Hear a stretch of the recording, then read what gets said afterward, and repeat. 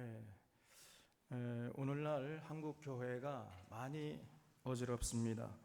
교회가 세상의 빛과 소금이어야 하는데 도리어 세상의 걱정거리, 천덕꾸러기가 되어버렸습니다.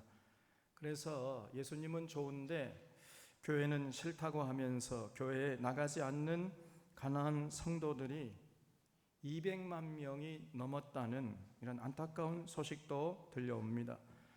이런 현실을 감안할 때 에베소서는 참으로 우리에게 중요합니다.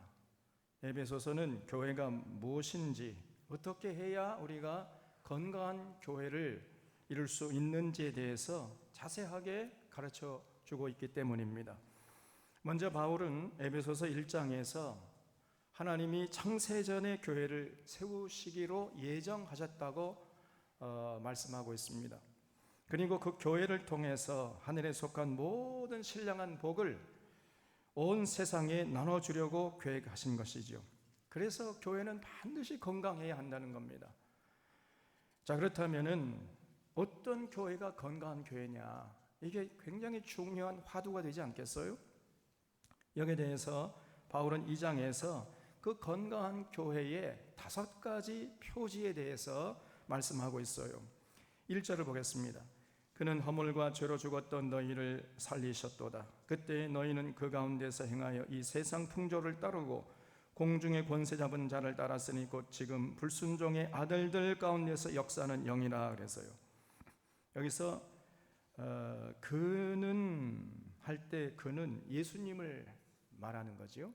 그리고 그가 허물과 죄로 죽었 너희를 살리셨도다 할 때 너희는 구체적으로 말하면 에베소 교회 교인들을 말합니다. 그러니까 예수님이 에베소 교회 교인들을 살려주셨다는 거지요.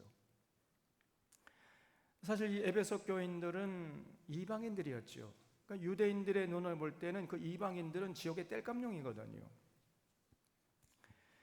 그래서 사실 이방인들은 하나님을 알지 못하던 자들 아닙니까? 그래서 허물과 죄로 죽었던 자들이었어요. 언제나 그저 태어나면서 죽을 때까지 죄 가운데서 먹고 마시다가 죽을 수밖에 없는 이런 존재들이었는데, 그래서 그때는, 그러니까 예수님을 알기 전에, 예수님을 영접하기 전에는 그들이 세상 풍조를 따르고 공중에 권세 잡은 자를 따랐다 이렇게 했는데, 이 공중에 권세 잡은 자는 누구겠어요? 공중에 권세 잡은 자, 마귀죠. 지금도 불순종의 아들들 가운데서 역사는 영이라 그랬으니까 지금도 불순종 아들들 가운데서 역사하시는 영이라면 마귀밖에 더 있습니까? 그러니까 에베소 교회 교인들이 예수 믿기 전에는 마귀의 종으로 마귀에 휘둘리면서 그저 마귀가 이끄는 대로 세상 풍조를 따라서 죄 가운데서 먹고 마시고 살았다는 거예요. 여러분, 마귀를 따라 사는 사람들은 그렇게 살 수밖에 없지 않습니까? 그 마귀를 따라 마귀에 휘둘리는 사람들의 삶의 특징이 뭐죠? 밤낮 이 사람들이 뭘 생각합니까? 어떻게 하면 더 잘 먹고 더 잘 살 것인가? 어떻게 하면 더 출세하고 더 세상 부경을 누리면서 떵떵거리면서 살 것인가? 이거밖에 생각할 줄 몰라, 이 사람들이. 배부르고 등 따스면은 만족하는 이 짐승 같은 이런 인생을 살아가는 것입니다. 어떻게 하면 하루를 살더라도 의미 있게 살 것인가? 어떻게 하면 하루를 살더라도 가치를 추구하며 살 것인가? 이런 생각은요, 눈꼽만큼도 할 줄 모른단 말이에요, 사람들이. 그저 육신의 정욕과 안목의 정욕과 이성의 자랑에 휘둘려서 살아가는 거지요. 그러한 세상 욕심들을 만족시켜주겠다고 속삭이는 마귀에게 머리를 쪼아리고 그 마귀에게 굴복하면서 마귀의 시키는 대로 마귀의 종으로 살아가는 거예요. 사실 이것이 아담 이후의 모든 인류의 삶의 모습이었던 거죠.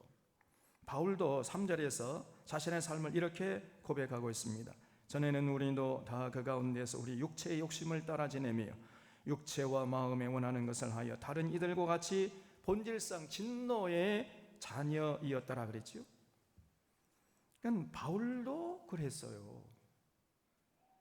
그렇게 참 거룩한 삶을 살았던 바울도 예수 믿기 전에는 이방인과 똑같이 죄가운서 먹고 마시다가 죽을 수밖에 없는 그런 삶을 살았다는 겁니다. 바울뿐입니까, 여러분? 우리도 그랬잖아요. 우리도 돌아보면은 마귀에게 휘둘려 살던 사람들 아니었습니까? 썩어질 세상 영광을 위해서 멤피스토펠리스에게 자신의 영혼을 팔았던 파우스트들 아니었어요, 우리가? 육체의 욕심을 만족시키기 위해서 서로 그저 더 움켜쥐려고 하고 시기하고 질투하고 모함하면서 이렇게 허물과 죄로 살았던 우리들 아닙니까? 그래서 결국 우리도 하나님 앞에서 본질상 진노의 자녀들이었던 거지요. 그런데 이제 더 이상 그렇지 않다는 겁니다. 누구 때문에 그래요? 예수님 때문에. 그래서 4절에서 긍휼이 풍성하신 하나님이 우리를 사랑하신 그 큰 사랑을 인하여 허물로 죽은 우리를 그리스도 함께 살리셨고 또 함께 일으키사 그리스도 예수 안에서 함께 하늘에 앉히셨다 그랬습니다. 여기 보면 함께 살리셨고 함께 일으키사 함께 하늘에 앉히셨다. 함께란 말이 3번씩이나 반복되고 있지요. 여러분, 예수님께서 모든 인류의 허물을 지시고 십자가에서 죽으시고 부활하셨잖아요. 이 십자가에 나타난 하나님의 사랑을 믿음으로 받아들이는 그 사람들을 하나님이 그리스도와 함께 살리셨고 함께 일으키사 함께 하늘에 앉으셨다는 거예요. 함께 하늘에 앉으셨다는 말은 하나님의 자녀들로 세워주셨다는 거예요. 비록 이 땅에 발을 붙이고 살지만은 이제는 더 이상 세상 속물 인간들처럼 그렇게 살지 않고 그들과는 조금 다르게 하늘의 것을 추구하고 하늘의 진리를 따라 살아가는 자들로 세워주셨다는 겁니다. 그런 사람들이 모인 공동체, 그거를 한마디로 뭐라고 그런다고요? 교회라고 해요. 교회. 그래서 교회가 거룩한 것입니다. 7절에 이는 그리스도 예수 안에서 우리에게 자비하심으로써 그 은혜의 지극히 풍성함을 오는 여러 세대에 나타내려 하심이라 그랬죠. 거기 그 은혜의 지극한 풍성함을 오는 여러 세대에 나타내려 하심이라에 줄을 쳐주시기 바랍니다. 이 구절은 바울의 초기 서신에서는 나오질 않아요. 바울의 초기 서신에서는 찾아볼 수 없는 사상이었어요. 그러니까 바울의 초기 서신에는 임박한 주님의 재림 사상이 아주 강하게 나타납니다. 그러니까 바울은 주님이 곧 오실 줄 알았던 거지요. 주님이 1년이나 2년 안에 다시 재림하실 줄 철석같이 믿고 있었어요, 바울이. 임박한 재림 사상이었던 거죠. 근데 지금까지도 예수님이 다시 오시지 않았잖아요. 2000년이나 지났는데도 아직 주님이 재림하지 않았잖아요. 근데 당시 이제 바울을 비롯해서 초대교회 교인들은 임박한 주님의 재림을 굳게 믿고 있었던 것입니다. 그러다가 이제 5년 동안의 옥고를 겪으면서 바울의 사상에 굉장한 변화가 생겼던 거예요. 아, 주님이 그렇게 빨리 오시는 것이 아니구나, 이걸 깨닫다는 것입니다. 그리고 주님이 다시 오실 때까지 이제 오고 오는 여러 세대에 하나님의 자비하심을 나타낼 수 있는 도구가 바로 교회구나, 이런 놀라운 깨달음을 가졌던 거예요. 그래서 우리는 이 구절을 예사로 봐서는 안 됩니다. 은혜의 지극히 풍성함을 오는 여러 세대에 나타내려 하심이라. 여기에는 바울의 굉장한 깨달음이 있었기 때문에 이런 표현이 가능했던 것이에요. 그래서 여러분, 교회가 뭐냐? 교회는 주님 다시 오실 때까지 오고 오는 여러 세대에 예수님을 통해서 보여주신 하나님의 은혜를 증거해야 할 하나님의 거룩한 도구라는 것입니다. 그렇기 때문에 여러분, 교회가 중요한 것이죠.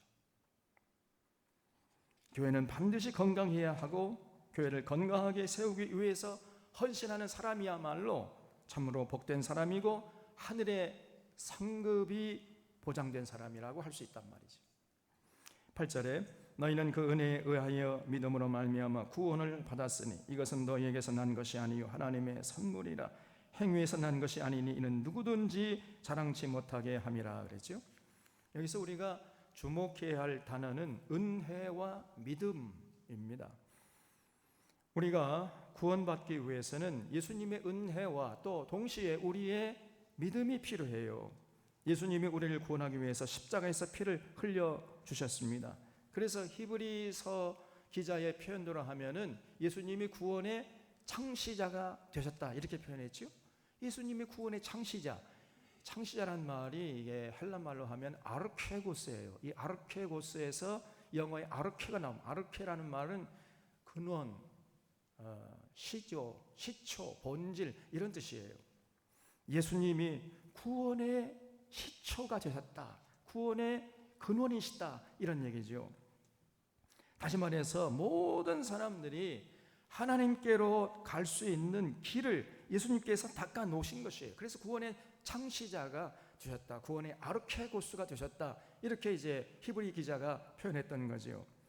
예수님께서 스스로 말씀하시기를 나는 뭐라고 그랬어요? 길이요 진리요 생명이니 나로 말미암지 않고는 아버지께로 올 자가 없느니라 이렇게 말씀했죠. 예수님이 내가 곧 길이다. 어떤 길이에요? 생명길이죠. 그 예수님께서 닦아 놓으신 그 길을 우리가 걸어가기만 하면 반드시 그 사람은 하나님 앞에 당도할 수 있다는 거예요.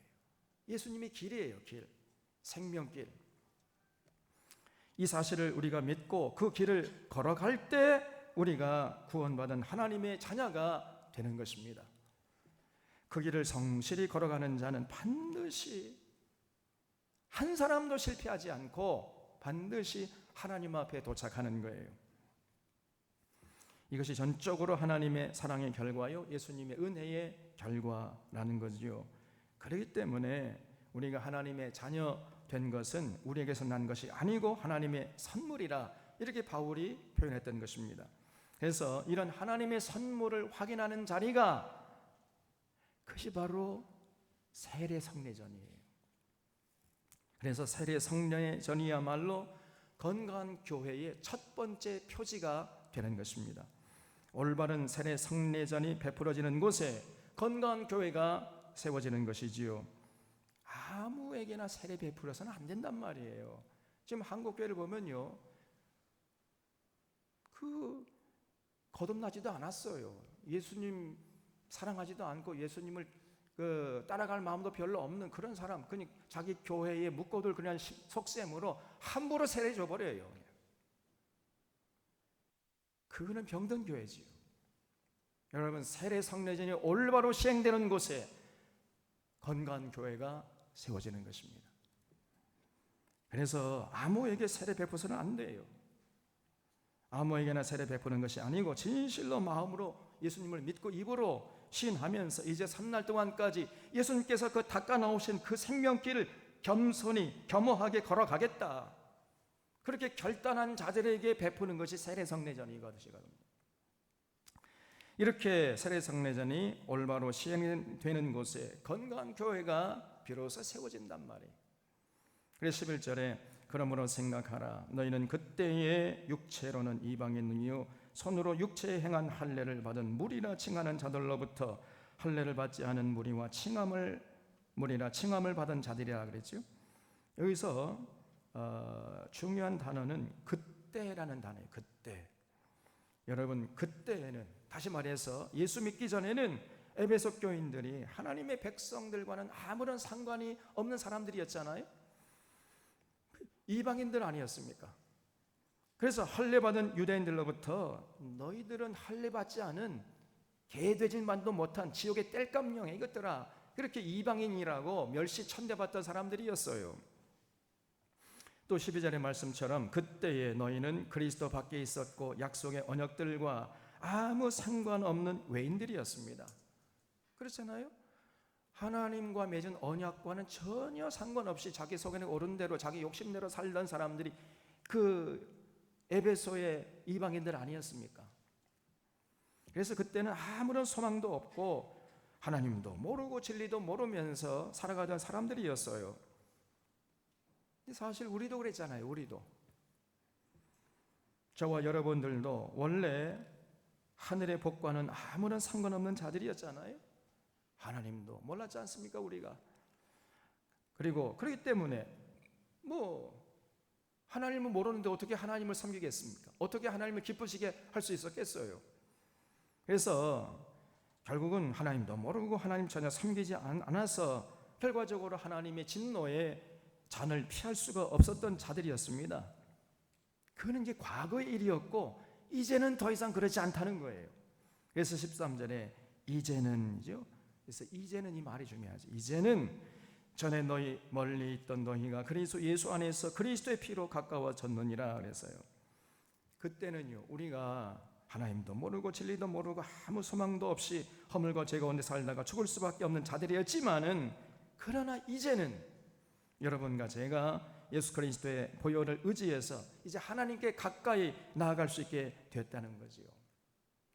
이제 하나님과 친밀한 관계를 누릴 수 있게 되었고, 그래서 이제 진리도 알게 되었고, 진리로 무장해서 진리 따라 살 수 있게 되었어요. 여러분, 그렇게 되면 어떻게 됩니까? 진리가 너희를 자유케 하리라 그랬잖아요. 우리가 하나님을 알고 진리로 무장해서 진리 따라 살아갈 때 비로소 참된 자유함을 만끽하면서 살 수 있게 되는 거예요. 어떤 것에도 얽매이지 않고 참 자유와 참 평안과 기쁨을 만끽하면서 살게 되는 것입니다. 그리고 하늘의 소망을 가지고 살게 되는 것이죠. 그런 복을 누릴 수 있게 된 자들이고, 그런 사람들의 모임이 바로 교회라는 것이에요. 그래서 14절에 그는 우리의 화평이신지라 둘로 하나를 만드사 원수된 것 곧 중간에 막힌 담을 자기 육체로 허시고 그랬지요. 여기 둘로 하나를 만드사 할 때 둘은 유대인과 이방인을 말하는 거지요.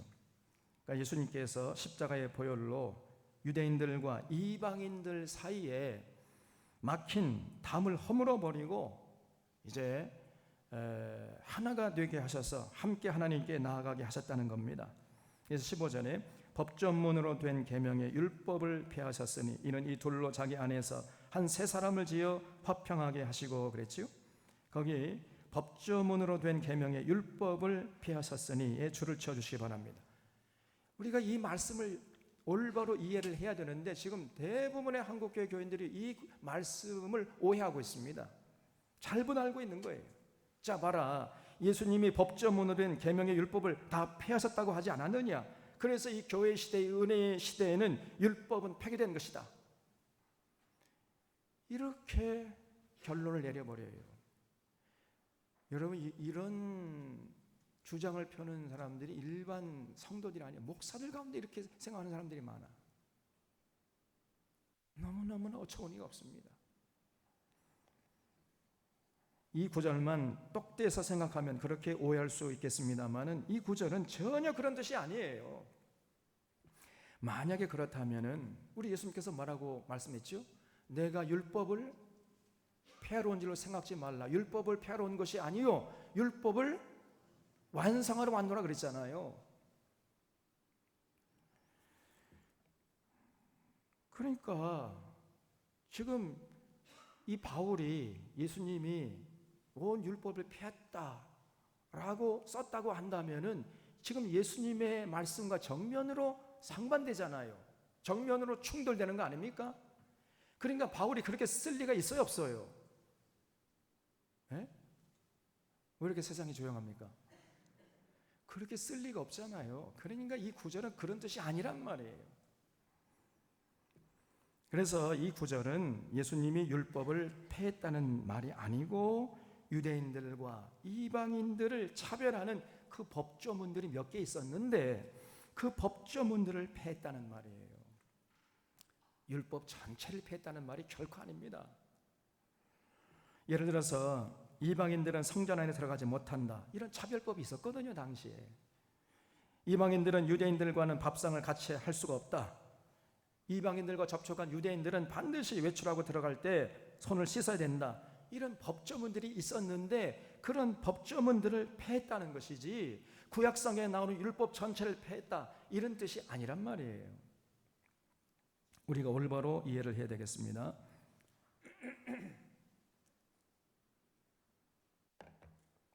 그래서 16절에 또 십자가로 이 둘을 한 몸으로 하나님과 화목하게 하려 하심이라. 원수된 것을 십자가로 소멸하시고 또 오셔서 먼데 있는 너희에게 평안을 전하시고 가까운 데 있는 자들에게 평안을 전하셨으니 이는 그로 말미암아 우리 둘이 한 성령 안에서 아버지께 나아감을 얻게 하려 하심이라 그랬어요.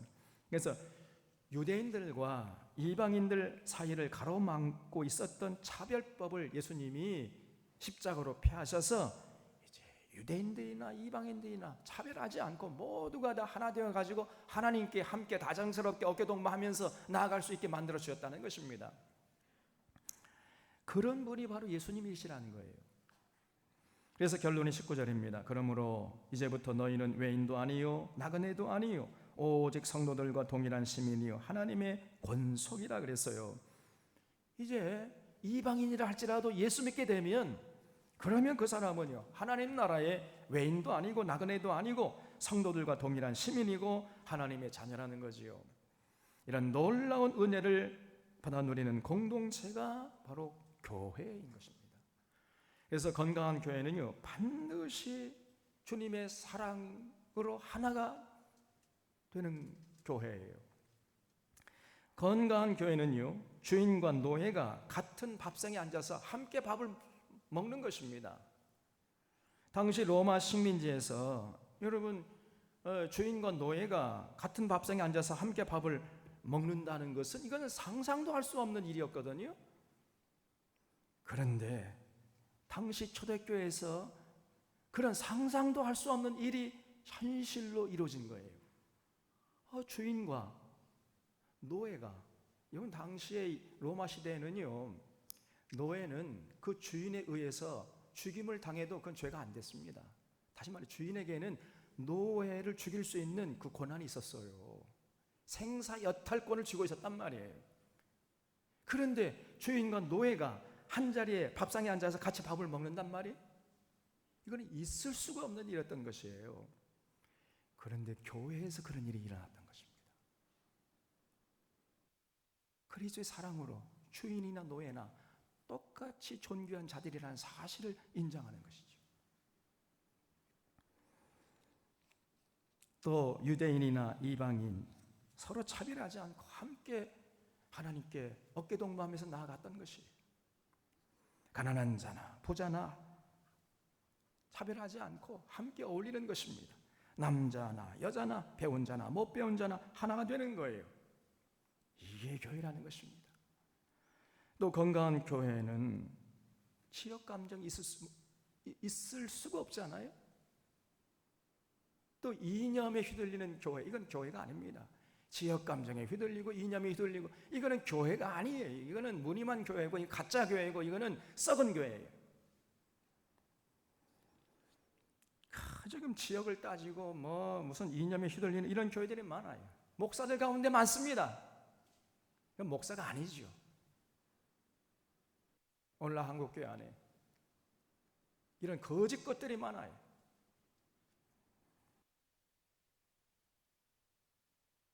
진실로 예수님의 은혜로 함께 하늘에 세우심을 받은 공동체는 주님의 사랑의 용광로 안에 들어가가지고 전부 다 녹아져가지고 하나 되는 것입니다.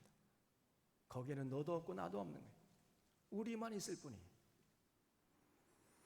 이런 공동체임을 선포하는 것이 바로 성찬 성례전인 것이에요. 성찬식의 가장 중요한 개념은 제가 뭐라고 그랬죠? 평등이라고 그랬잖아요. 평등. 우리는 이제 하나님의 사랑으로 서로 평등한 존재임을 확인하는 자리가 바로 성찬식인 것입니다. 그래서 우리가 성찬식 할 때 하나님 앞에서는요 높은 사람도 없고 낮은 사람도 없어요. 부자도 없고 가난한 자도 없고 남자도 없고 여자도 없고 경상도도 없고 전라도도 없고 모든 사람들이 동등하게 존귀한 자임을 선포하고 확인하는 자리가 바로 성찬 성례전인 것입니다. 그래서 성찬식을 통해서 우리는 하나님 앞에서는 유대인이나 이방인이나 부자나 가난한 자나 남자나 여자나 배운 자나 못 배운 자나 경상도나 전라도나 할 것 없이 모두가 평등한 존재임을 확인하는 것이에요. 이 교회 다닌다면서 성찬식에 참여하면서 여전히 이념에 휘둘리고 지역 감정에 휘둘리고 조금 배웠다 가졌다 해가지고 어깨에 힘을 주고 다니고 이거는 신앙생활 하는 게 아닙니다. 그거는 취미생활 하는 거예요. 그냥 자기 취미생활. 예수 믿는 사람들이 아니에요.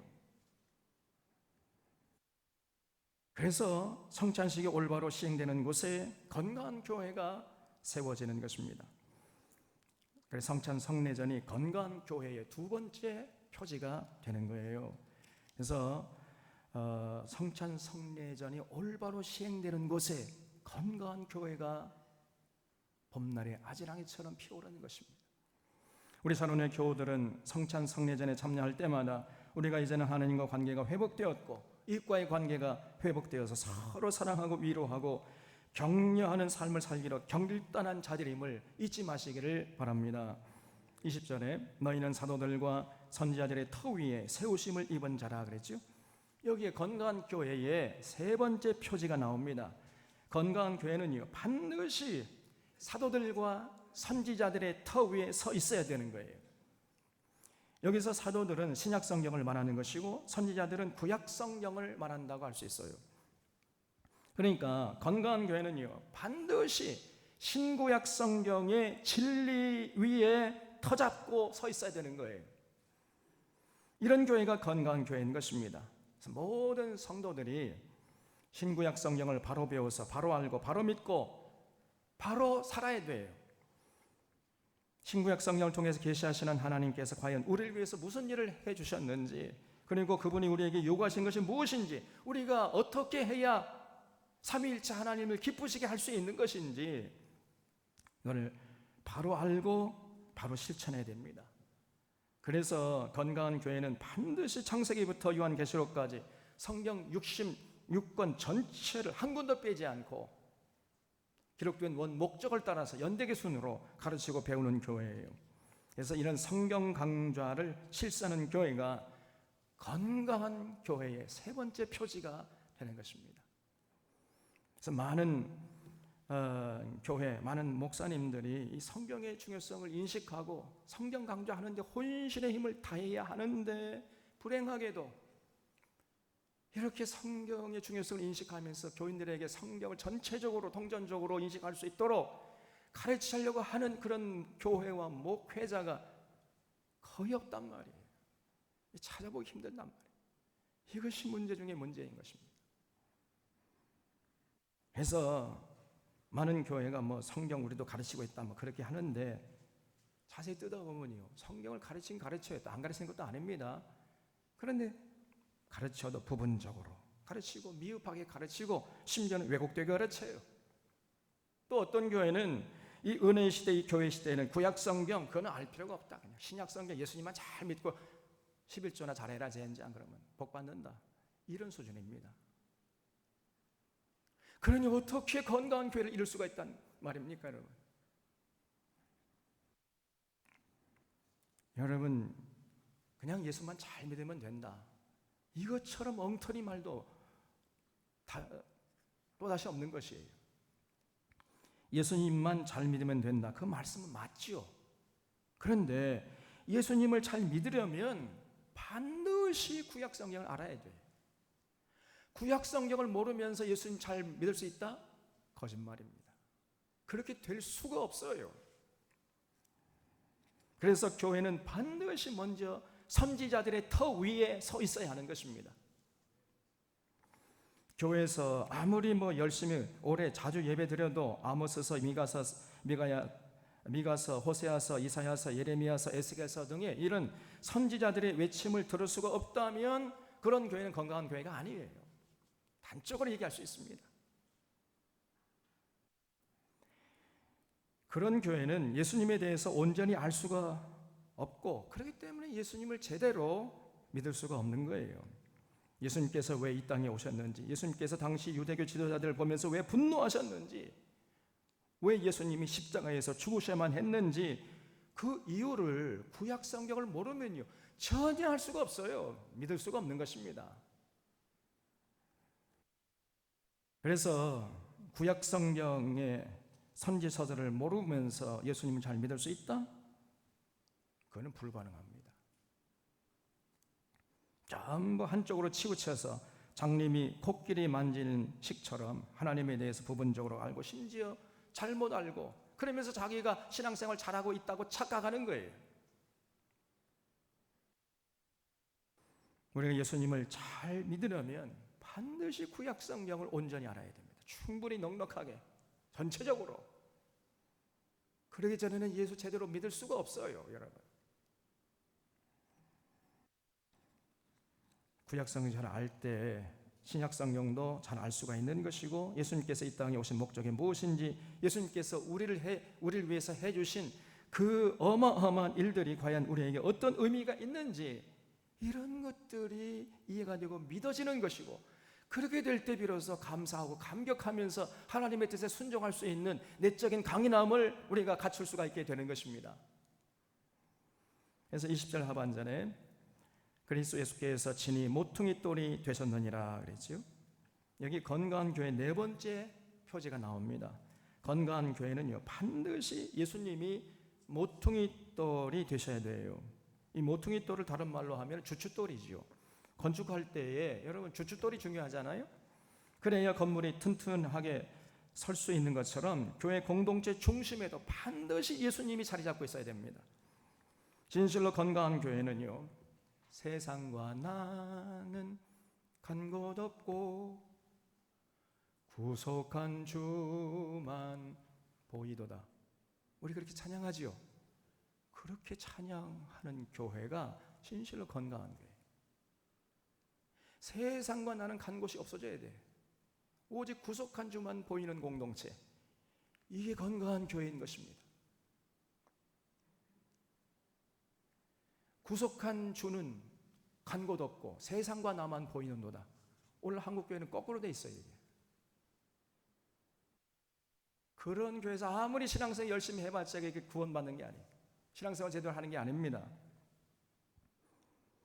그런 교회는요, 병든 교회고 썩은 교회고 무너져야 할 교회인 것이에요. 어떻게 구속한 주가 간 곳이 없어져요? 세상과 나만 보이는 교회. 야, 근데 그런 교회가 의외로 많아요. 도대체가. 모든 교회는 그 구성원들이 예수님에게 영향받고 예수님의 통치를 받고 예수님의 다스림을 받아야 됩니다. 예수님이 그 공동체의 중심에 서 계셔야 되는 거예요. 그래서 교회의 발을 딛는 사람들마다 예수님을 경배하고 예수님을 주목하고 예수님의 말씀을 사모하고 예수님의 말씀을 통해 진리를 깨닫고 진리로 무장해서 그 진리에 순종하려는 열정이 넘쳐야 돼요. 그런 교회가 건강한 교회인 것입니다. 그런데 오늘 한국 교회를 돌아보면 예수님이 공동체 중심에 서 계시질 않아요. 예수님이 계셔야 할 자리에 황금 송아지가 떡하니 앉아 있습니다. 예수님이 서 계셔야 할 자리에 어느 목사가 떡 버티고 앉아 있는 거예요. 그래서 그 목사가 교회를 좌지우지하고 있습니다. 그러다가 이제 또 세습을 하고 또 물러갑니다. 자기 아들을 떡 앉혀놓고. 이거는 교회가 아니에요. 그 이익 집단입니다, 여러분. 타락한 교회, 병든 교회, 썩은 교회.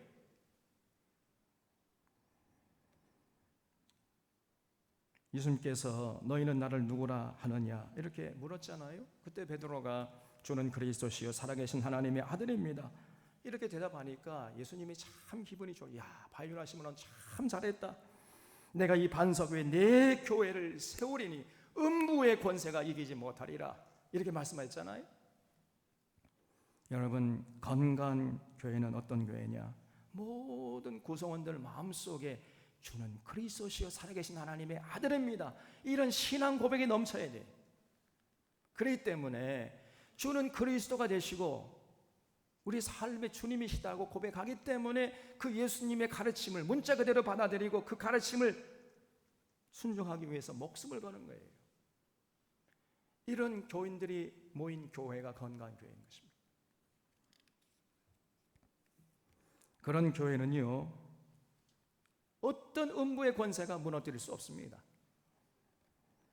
그런 교회를 무너뜨리고 하다가 오히려 음부의 권세가 무너져 내리는 거지요. 그 옛날 로마 황제들이 250년 동안이나 교회를 무너뜨리려고 하다가 오히려 로마 제국이 무너졌잖아요. 당시 초대교회는요, 모든 교인들이 예수님을 그리스도시요 살아계신 하나님의 아들입니다, 이런 고백이 살아있었어요. 그렇기 때문에 그들은 예수님의 가르침을 그냥 문자 그대로 받아들이고 그 예수님의 가르침을 삶의 현장에서 실천하는데 거기에 자기 목숨을 걸었던 것입니다. 그랬더니 로마 황제들이 그런 교회를 무너뜨리려고 250년 동안이나 핍박을 했는데, 그런데 결과는 교회가 무너진 것이 아니라 로마 제국이 무너져 버린 거예요. 여러분, 우리 사론의 교우들은, 모든 교우들이 예수님을 그리스도시요 살아계신 하나님의 아들로 믿고 그 예수님의 가르침을 절대 순종하고 절대 실천하는 자들이 되어주시기를 주님의 이름으로 부탁드립니다. 여러분, 그럴 때만이 건강한 교회가 세워지는 것이에요. 21절에 그의 안에서 건물마다 서로 연결하여 주 안에서 성전이 되어가고 너희도 성령 안에서 하나님이 거하실 처소가 되기 위하여 예수 안에서 함께 지어져 가느니라 그랬죠. 여기에 다섯 번째 건강한 교회의 표지가 나옵니다. 여기서 예수 안에서 함께 지어져 간다는 말씀이 중요한 거예요. 이 말은 교회의 모든 구성원들이 예수님의 진리 안에서 서로 아름다운 성도의 교제를 나눈다는 얘기예요. 우리가 여러분 교제하는 것 중요하지만 더 중요한 것은 진리 안에서 교제하는 거예요. 진리 안에서. 진리 밖에서 교제하는 것, 이거 의미가 없습니다. 그건 얼마나 세상 사람들에게서도 발견될 수가 있어요. 그러나 중요한 것은 진리 안에서 교제하는 거예요. 그래서 성도의 교제와 세상의 교제를 우리가 구별할 수 있어야 돼요. 성도의 교제는 진리 안에서 서로 교제하는 겁니다. 진리를 추구하기 위해서 함께 힘을 합해 나가는 것, 이것이야말로 진실로 성도의 교제라고 할 수 있어요. 반면에 세상의 교제는요, 그냥 모여가지고 서로 자기 사업 자랑하고 자기 아들 딸 잘된 것 자랑하고 세상 부귀영화 자랑하고 끼리끼리 모여가지고 맛있는 거 먹으러 다니고 놀러 다니고, 이거는 세상적인 교제지요. 그런 교제는 절대로요 성도의 교제라고 할 수가 없는 겁니다. 성도의 교제는 말씀을 통해 깨달은 진리를 나누고 그 진리 따라 살면서 받은 은혜를 나누는 거예요. 그렇기 때문에 성도의 교제가 일어나는 교회에는 자연스럽게 우리 주변의 삶의 문제들을 놓고 함께 걱정하고 함께 대안을 제시하려고 하는 이런 모습이 있게 되는 것입니다. 오늘 우리 이 시대에 먹거리가 오염되었잖아요. 또 환경이 오염되고 있지 않습니까? 지금 북극의 얼음이 녹아내리고 유럽에서는 폭염으로 산불이 나고 아프리카 사막에서는요 홍수가 나고 있어요. 기후 환경 위기가 이제 더 이상 미룰 수 없는 모든 인류의 공통적인 문제로 지금 대두되고 있는 상황인 것입니다. 그래서 여러분, 지구 환경 위기 절대로 남 얘기가 아니에요. 우리 얘기, 여러분이 얘기고 우리 문제인 것입니다. 그래서 진실로 아름다운 성도의 교제가 이루어지는 건강한 교회는 이런 문제에 관심을 가지고 서로 걱정하고 근심하면서 올바른 대안을 제시하려고 하는 것이고 함께 그 길로 가려고 노력을 하는 이런 교회인 것이에요. 이것이 진리 안에서 나누는 진정한 성도의 교제인 것입니다. 또 우리나라에 핵발전소가 많잖아요. 지금 경남북 일대에 핵발전소가 많습니다, 여러분. 근데 우리나라처럼 전 세계를 통틀어 볼 때 이렇게 핵발전소의 밀도가 높은 나라는 찾아볼 수가 없어요. 이런 핵발전소가 세워지면 그 주변 30km 안에는 사람이 살아서는 안 되는 거거든요. 근데 우리나라는 그런 거 없습니다. 지금 경남북 일대에 핵발전소가 지금 막 빼곡하게 들어서 있는데 만약에 거기서 한 개라도 터지면 경상북도, 경상남도에 있는 사람들 거기서 살 수가 없어요.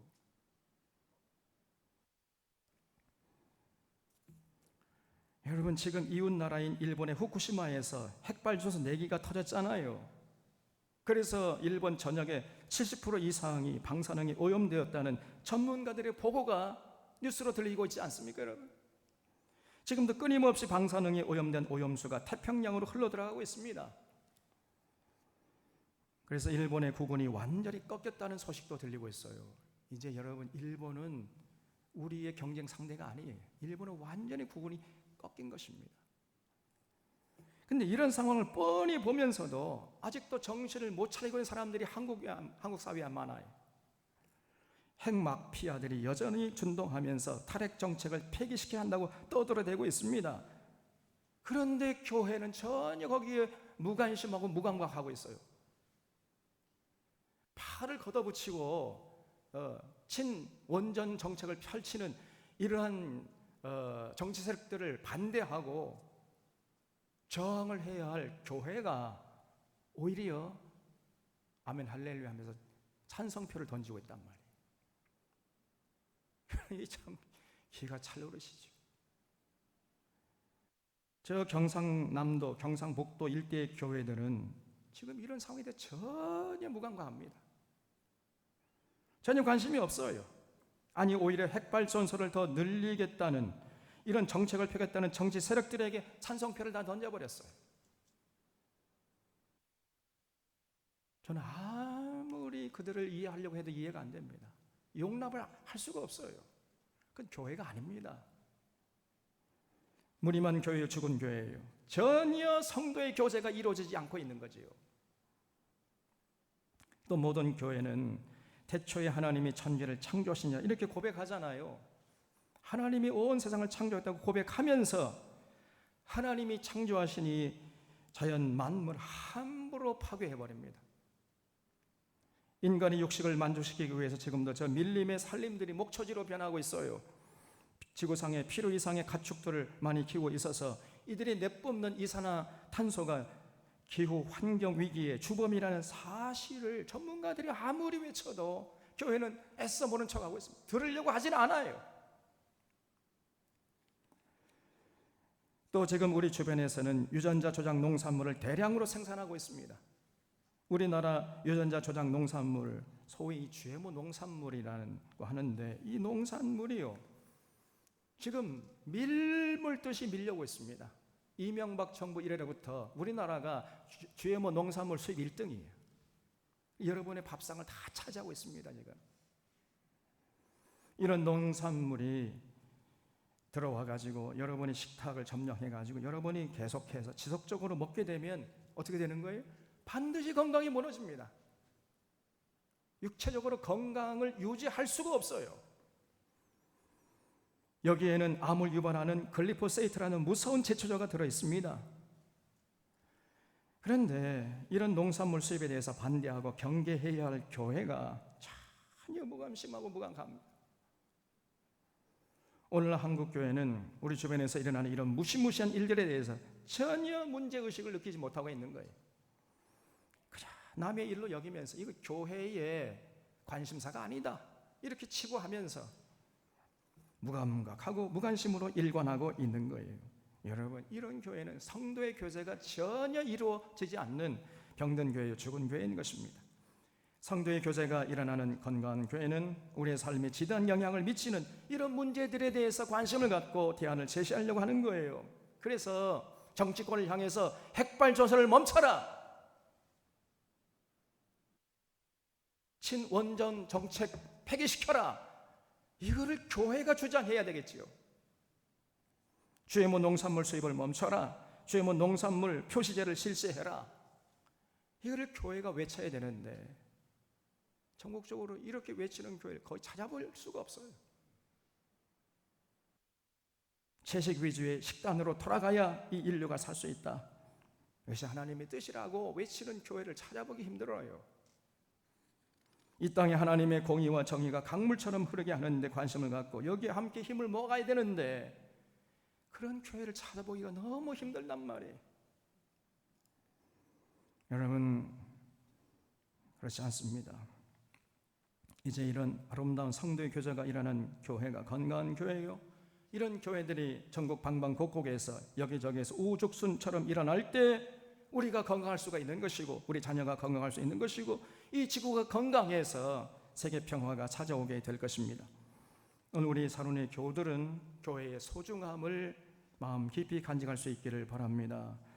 그리고 건강한 교회의 표지가 뭔지 마음속에 잘 정리하고 그런 건강한 교회를 세우는데 모두가 함께 참여할 수 있기를 바랍니다. 첫 번째 표지는 예수님을 통해서 허물과 죄를 사함받고 하나님과 막혔던 담이 허물어져서 하나님과 친밀한 관계가 회복되는 이런 역사가 일어나는 교회라 그랬어요.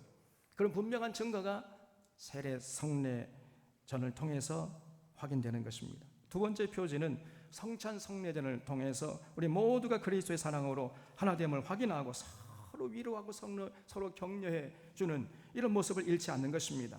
여기에는요, 좌도 없고 우도 없어요. 지역 감정도 없고 이념도 없고 오직 주님의 뜨거운 사랑만이 넘실대는 것입니다. 이런 교회가 건강한 교회예요. 세 번째 표지는 신구약 성경의 진리 위에 터잡고 흔들리지 않는 교회인 것입니다. 그렇기 위해서 주님 다시 오실 때까지 모든 교인들이 성경 66권을 가르치고 배우는 이 성경 강좌에 열심을 내는 거예요.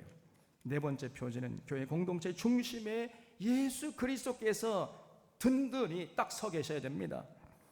그래서 공동체 구성원들이 예수님의 통치를 받고 예수님의 가르침을 마음에 새기고 절대 순종하고 절대 충성하려는 자세를 잃지 않는 거지요. 다섯 번째 표지는 그분의 가르침 안에서 성도의 교제가 꽃처럼 피어나는 교회예요. 그래서 우리 사회가 하나님의 공의와 정의가 강물처럼 흐르게 하는 데 앞장서고 억눌리는 사람이나 차별받는 사람이 없도록 하고 하나님의 창조 세계가 건강하게 유지되도록 하는데 관심을 가지고 서로 힘을 합해 나가는 이러한 성도의 교제가 일어나는 교회인 것입니다. 건강한 교회 구성원들은 반드시 이 다섯 가지 표지를 잊지 않고 실천하는 것이에요. 우리 모두가 이런 교회를 함께 세워가려고 할 때 그때 비로소 우리가 하나님의 사랑과 예수님의 은혜를 풍성하게 누리게 될 것입니다. 아무리 어지러운 세상이라 할지라도 참 평안을 누리고 참 기쁨을 맛보고 참 자유를 누리면서 하늘의 모든 신령한 복을 누리게 될 것입니다. 그리고 주님 다시 오실 때까지 오고 오는 여러 세대에 하나님의 은혜의 풍성함을 전하는 하나님의 거룩한 도구로 쓰임받게 될 것입니다. 우리 사론교회가 그런 하나님의 거룩한 도구로 끝까지 승리할 수 있기를 바랍니다. 기도하겠습니다. 참 고마우신 하나님 아버지, 오늘 바울을 통해서 건강한 교회의 다섯 가지 표제를 듣게 되니 감사드리옵나이다. 우리 마음판에 새기게 하시고 실천해서 진실로 오늘 이 시대에 하나님이 찾으시는 건강한 교회를 이룰 수 있도록 도와주시옵소서. 감사하고 예수님의 이름으로 기도하옵나이다. 아멘.